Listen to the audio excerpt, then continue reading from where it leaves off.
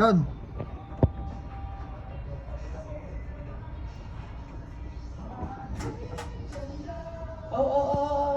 Ang alon, no? Laki-laking barko, ang alon-alon. Patayo-tayo pa sa suko.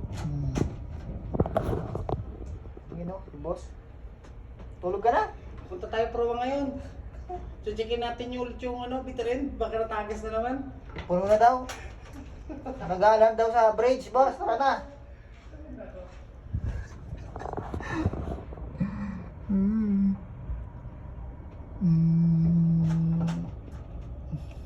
Makatulog kaya ako nito? Happy Sunday, mga kaibigan.